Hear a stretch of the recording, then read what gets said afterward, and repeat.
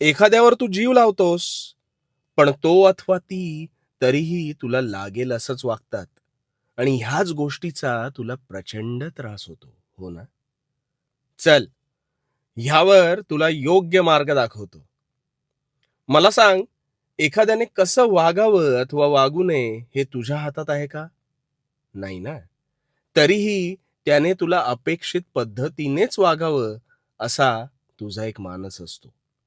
आता मुळात हे योग्य आहे का? मुळीच नाही.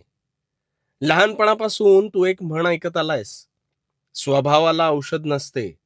मग तरीही तू त्या स्वभावावर मलमपट्टी करायला जातोस आणि ह्यावर औषध नाही हेच विसरतोस. इथे समोरच्याची नाही, तुझी मानसिकता बदलण्याची गरज आहे. इच्छा, आकांक्षा आणि अपेक्षांचं ओझं हे तुझ्या स्वतःसाठी बाळग रे, दुसऱ्यांसाठी नाही. आणि म्हणून तुला त्रास होतो.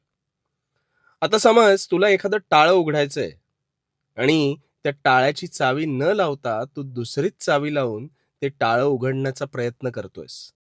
आता तुला ठाऊक आहे, ह्या चावीने हे टाळं उघडणारच नाही.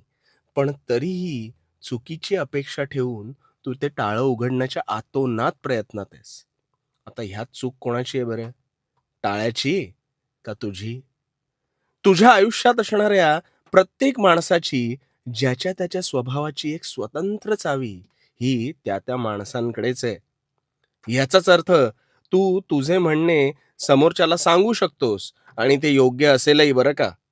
पण प्रत्येक वेळेस ते समोरच्याला पटेलच असा आग्रह कधीही धरू नकोस आणि तो धरतोस म्हणून तुला त्रास होतो. अरे स्वतः प्रामाणिक राहा. स्वतःची बाजू मांडण्यात काहीच गैर नाही. पण अपेक्षा ठेवू नकोस. त्यामुळे तुला कधीच त्रास होणार नाही. आणि हो, भिवू नकोस.